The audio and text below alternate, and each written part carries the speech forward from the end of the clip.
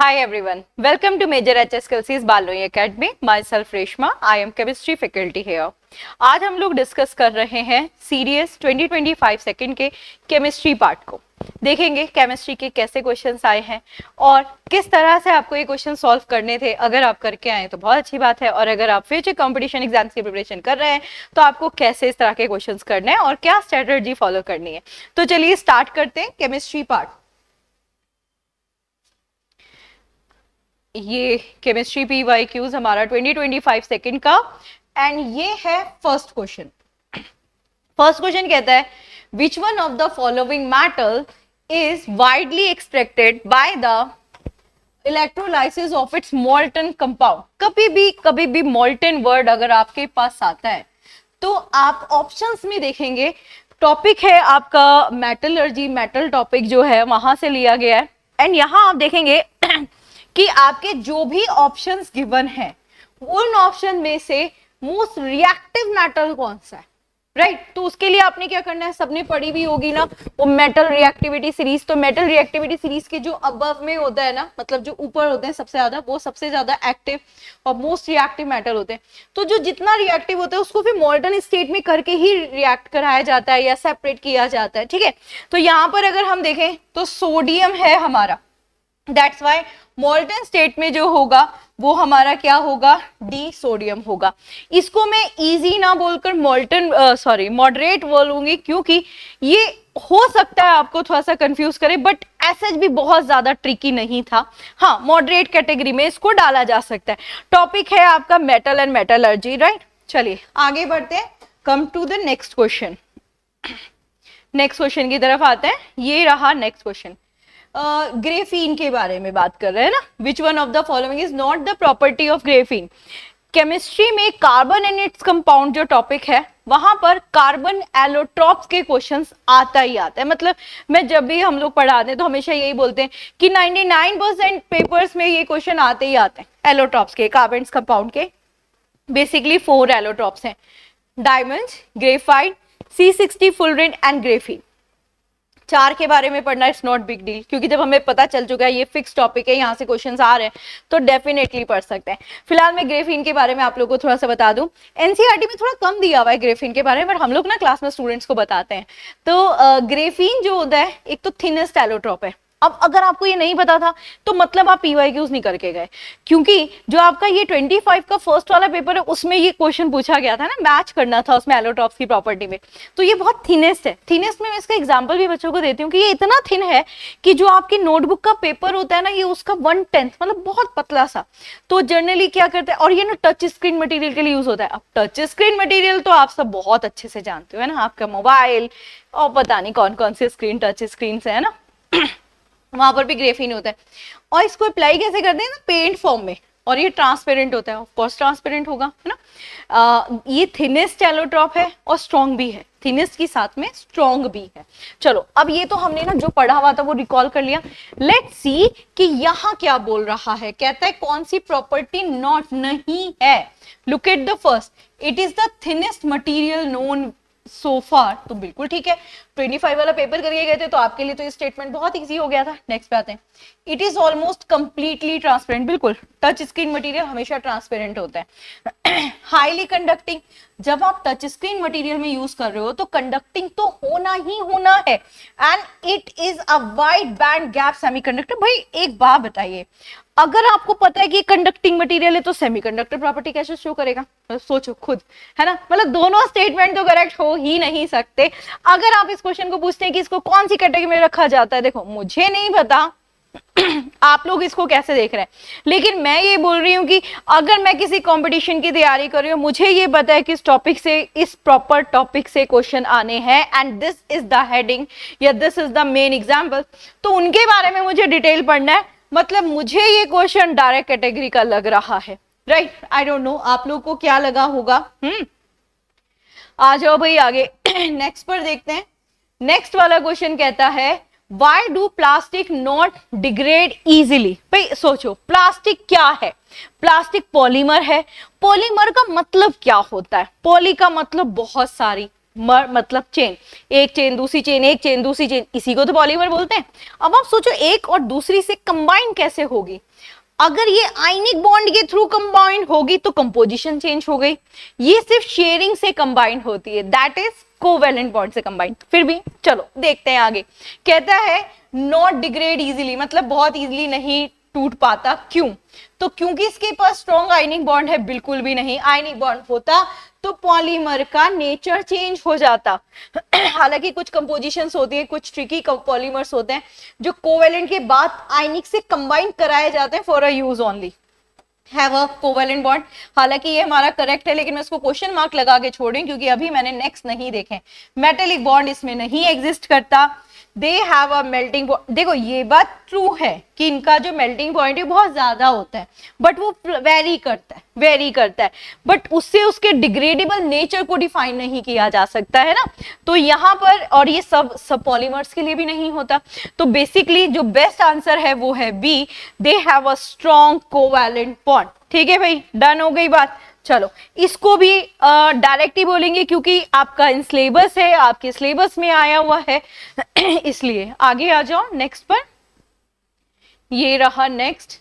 यहां पर which one of the following is correct chemical formula of carboxylic acid. भाई जब भी आपने एसिड्स पढ़े, मोस्टली मैं जब भी स्टूडेंट्स को पढ़ाती हूँ एसिड वाला, तो क्योंकि ना CABF पेपर में मोस्टली फंक्शनल ग्रुप से रिलेट करता हुआ क्वेश्चन आता है, तो मोस्टली जब मैं सीरियस वाले स्टूडेंट्स को ही पढ़ाती हूँ तो मैं हमेशा एक बात बोलती हूँ कि आप जब भी एसिड्स को पढ़ें, द सेवरल एसिड्स को, तो उनको फंक्शनल ग्रुप के अकॉर्डिंग पढ़े। फॉर एग्जाम्पल ये एल्कोहल फैमिली का है मतलब OH, ये एल्डिहाइड फैमिली का है मतलब CHO, ये कार्बोक्सिलिक फैमिली का है मतलब COOH।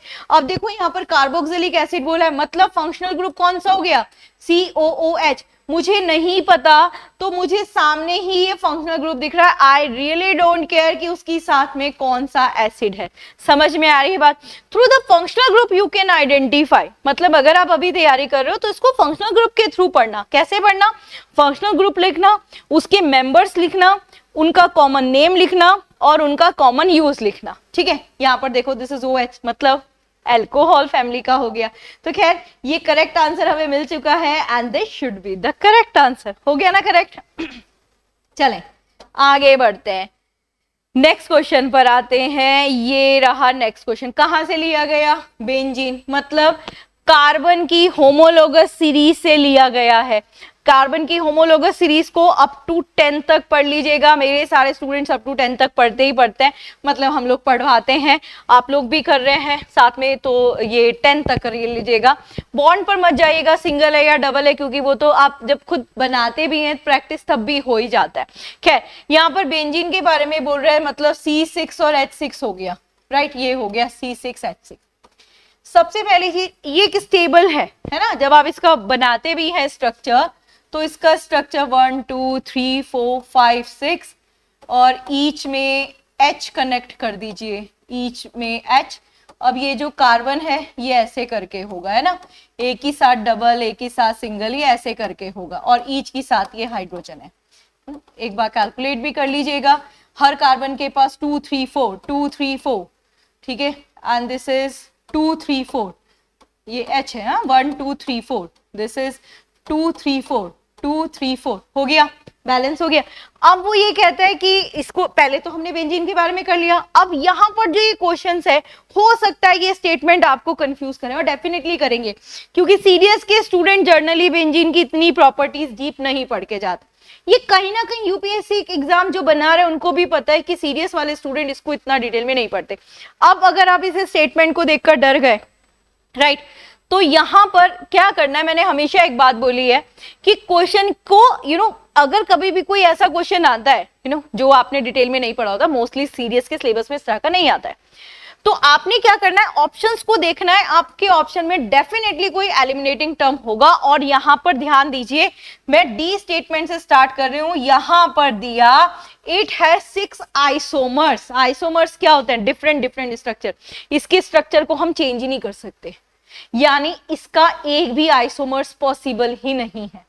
समझ में आ रही है बात? मतलब यहीं से मुझे आंसर मिल गया कि ये रॉन्ग स्टेटमेंट है, नॉट चूज करना था, कौन सा नॉट करेक्ट है। अब अगर मैंने बेंजीन की डिटेल भी नहीं पढ़ रखी थी तो मुझे एक्चुअली हार्डली फर्क पड़ा, क्योंकि मेरे पास तो थ्रू द एलिमिनेशन ऑप्शन निकल गया ना।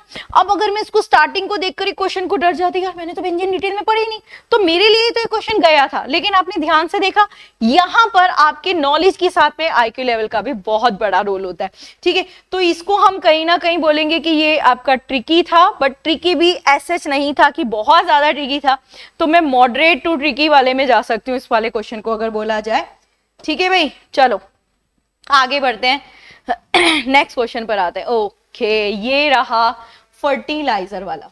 ये फर्टिलाइजर वाला क्वेश्चन वैसे तो पहले ही बता दिया था कि इस टॉपिक से क्वेश्चन आने के चांसेस है। उसका रीजन ये है कि जब यूपीएससी जब आपका एग्जाम करा रही हो, उससे पहले कोई भी एग्जाम कंडक्ट कराती हो, तो वहां से टॉपिक के क्वेश्चंस आ जाते हैं। आई एम नॉट सेइंग कि डायरेक्ट क्वेश्चंस या सिमिलर क्वेश्चंस आते हैं, बट हाँ टॉपिक वाइज उसी के क्वेश्चंस आ जाते हैं। तो फर्टिलाइजर इसमें है नॉट अ नाइट्रोजेनियस फर्टिलाइजर, मतलब नाइट्रोजन फर्टिलाइजर। सोचो, ध्यान समझो, केमिकल फर्टिलाइजर कितने होते हैं? 20 है। 3 तरह के होते हैं, कौन कौन से? नाइट्रोजेनियस, फॉस्फेटिक एंड पोटैश। बिल्कुल ठीक है। नाइट्रोजेनियस क्या करता है? ओवर ग्रोथ करता है। पोटैश क्या करता है? डिसीज से प्रोटेक्शन करता है, सॉरी फॉस्फोरस। फॉस्फेटिक, पोटैश क्या करता है? स्ट्रक्चर ग्रोथ करता है, मतलब लीव्स, ब्रांचेस, है ना, इन सब की ग्रोथ करता है। अब ये क्वेश्चन अगर आपसे कोई पूछे, या one of my student asked this question, तो कि एटमॉस्फेयर में सबसे ज्यादा किसकी कंपोजिशन है? Atmosphere, that is nitrogen. तो फिर हमें एक्स्ट्रा फर्टिलाइजर डालने की जरूरत क्यों पड़ रही है सॉइल में? इसलिए पड़ रही है क्योंकि वो जो नाइट्रोजन है एटमॉस्फेयर में, वो इनर्ट फॉर्म में है, वो रिएक्ट नहीं कर सकती, इसलिए नाइट्रोजन कभी भी फर्टिलाइजर नहीं हो सकती। नाइट्रोजेनियस फर्टिलाइजर्स होते हैं, नाइट्रोजन इज ऑलवेज कभी भी फर्टिलाइजर स्टेट में नहीं होगी, वो इनर्ट फॉर्म में होगी। तो यहाँ पर नाइट्रोजन मुझे क्लियरली दिख रहा है, ये तो हम लोग वेल नोन जानते ही है। क्या है ये आपका? This is urea. Ammonium nitrate, that is बहुत सारे कंपाउंड्स में यूज किया जाता है, medicine, gunpowder and all. Ammonium sulphate, this is also your best nitrogen, one of best nitrogenous fertiliser. तो ये तीनों नाइट्रोजनियस फर्टिलाइजर है। Nitrogen is not considerable as a fertiliser. समझ में आ गया क्यों नहीं है? क्योंकि ये स्टेबल में है और इनर्ट पोजिशन में है, ठीक है भाई। तो डायरेक्ट ही क्वेश्चन था, ऐसा कोई ट्रिकी भी नहीं था। अब मैं आ रही हूं नेक्स्ट क्वेश्चन पर। ये रहा नेक्स्ट क्वेश्चन।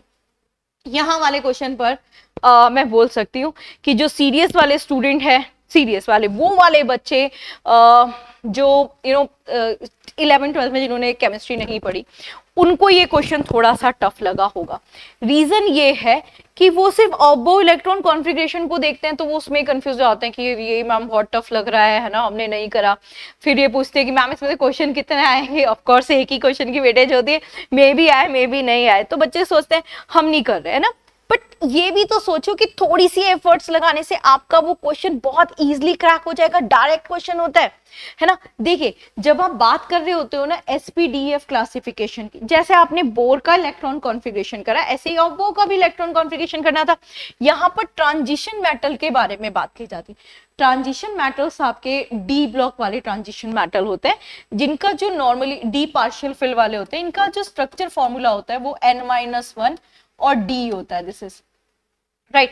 तो n-1 वाला, अब आप देखिए यहां पर कौन सा है, मतलब आपने यहां पर भी डिटेल में जाने की जरूरत नहीं। जैसे तो यहां अगर मैं देखूं तो दिस इज n-2 नहीं है, दिस इज n-2 n-1 तो है, लेकिन n-2 नहीं है ना।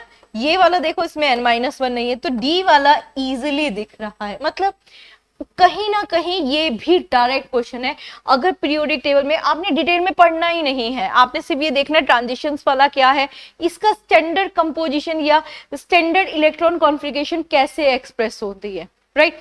तो belongs to periodic table this question, right. हाँ, मैं इस क्वेश्चन को बोल सकती हूँ, अगर ये क्वेश्चन एनडीए लेवल का आता तो मैं इसको इजी बोलती, बट अगर ये सीरियस कैटेगरी के लिए आया तो हम इसको मॉडरेट कैटेगरी में डाल सकते हैं, ठीक है। चलिए आगे बढ़ते हैं, नेक्स्ट क्वेश्चन की तरफ आते हैं। ये रहा नेक्स्ट क्वेश्चन।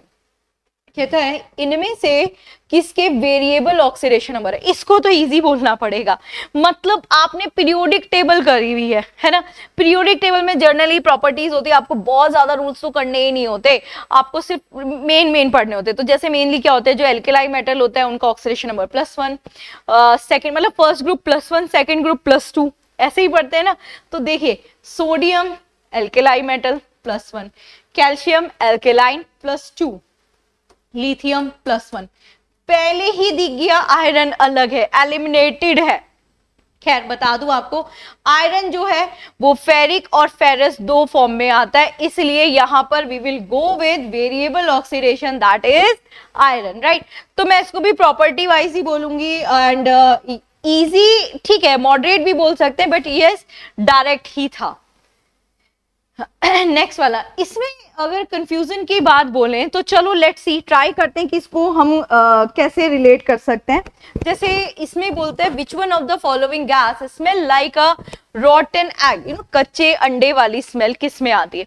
तो बेसिकली आपको एक छोटी सी बात बताती हूँ, जो हमारा यूरिन की स्मेल होती है ना, वो बेसिकली अमोनिया की वजह से होती है। हाँ, तो जो अमोनिया की स्मेल है, एक अब मैं ये क्या बताऊं कैसे स्मेल है, लेकिन बहुत कौन सी स्मेल है। तो अमोनिया की कभी भी अंडे जैसी स्मेल नहीं होती, बट हाँ एक फोन स्मेल होती है जो हमारे यूरिन में, हमारे स्वेट में होती है ना। एसिटाइलिन बेसिकली कैसे स्मेल करते हैं, एक we can say sweet smell, हालांकि ये रॉन्ग वर्ड है स्वीट स्मेल, लेकिन वी कैन रिलेट इट कि हल्की थोड़ी स्वीट सी होती है इसकी स्मेल, इसको ऐसे रिलेट कर सकते हैं एसिटाइलिन की। अब हमारे पास बचे दो ऑप्शन, हाइड्रोजन सल्फाइड और सल्फर डाइऑक्साइड। बेसिकली इन दोनों की जो स्मेल होती है वो रॉटन एग वाली होती है, लेकिन डाइऑक्साइड की स्मेल हाइड्रोजन सल्फाइड के कंपैरिजन में कम होती है, इसलिए we will go with hydrogen sulphide, क्योंकि हाइड्रोजन सल्फाइड की क्लियर स्मेल होती है रॉटन एग वाली, एंड सल्फर डाइऑक्साइड की जो स्मेल होती है वो कुछ स्पेसिफिक प्रॉपर्टीज के बाद में व्हेन यू आप इसे कंप्रेस करते हैं, इसे एक पर्टिकुलर टेम्परेचर पे रखते हैं, तो इसकी रॉटन एग वाली स्मेल आती है। ठीक है, तो I will go with hydrogen sulphide. Hydrogen sulphide की जो स्मेल होती है वो रॉटन एग वाली है।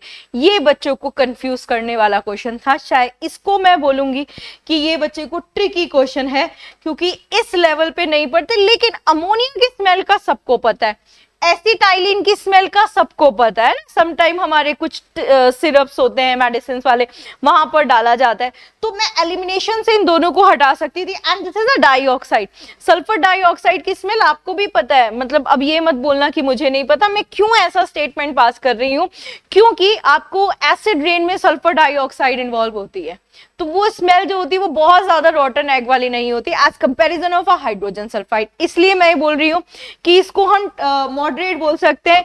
ट्रिकी वर्ड थोड़ा सा इसके लिए ज्यादा मुझे नहीं लगता, बाकी आप लोगों ने क्या सोचा होगा वो आपके ऊपर डिपेंड कर रहा है। मैं उस अकॉर्डिंग बात कर रही हूँ जिस अकॉर्डिंग आप लोग का सिलेबस है, जिस अकॉर्डिंग आपके PYQs आए हुए हैं। ठीक है, चलिए नेक्स्ट देखते हैं।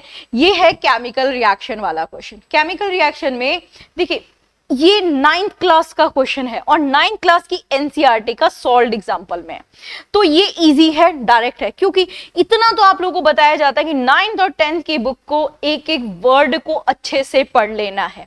देखिए यहाँ पर potassium sulphate barium chloride, potassium chloride barium sulphate, मतलब ये सल्फेट इधर चला गया, ये क्लोरीन इधर चला गया। कौन सी रिएक्शन में ऐसा होता है, डिस्प्लेसमेंट में। दोनों हुए हैं तो डबल डिस्प्लेसमेंट है। डबल डिस्प्लेसमेंट बिल्कुल है, D is your double displacement reaction, that means the correct answer is D, which is double displacement reaction। Done हो गया। चलिए ये इजी क्वेश्चन थे, हम लोग फ्लो में इतना चले गए कि हमने इन क्वेश्चंस को कैलकुलेट भी नहीं करा, कितने क्वेश्चन हो गए। तो आपके 10 क्वेश्चन आए हैं ये केमिस्ट्री के, सेम पैटर्न रहा है।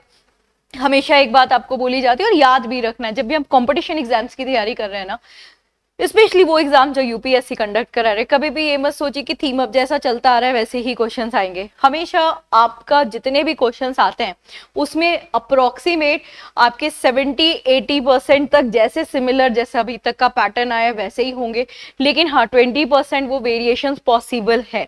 अगर मैं इन क्वेश्चंस को देखूं तो इन क्वेश्चन में 10 क्वेश्चंस में से अप्रोक्स 2 और 3 क्वेश्चंस मुझे ऐसे लगे जो बच्चे को थोड़ा सा कंफ्यूज कर सकते हैं।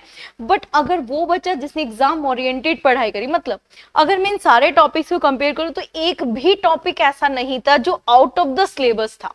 बेंजीन वाला क्वेश्चन था बट उसमें आइसोमर्स टर्म डाल दिया। आइसोमर्स का क्वेश्चन आप लोग के पास आया हुआ है लास्ट टू लास्ट ईयर, अगर आप पेपर में देखेंगे तो वहां पर आया हुआ था। आई थिंक आपका एथाइल अल्कोहल या समथिंग एक अल्कोहल था जिसके आइसोमर्स पर क्वेश्चन आया हुआ है। तो आइसोमर्स इज नॉट आप लोग के लिए कोई न्यू वर्ड नहीं था। तो जब न्यू वर्ड नहीं था तो वो आउट ऑफ सिलेबस नहीं था, है ना।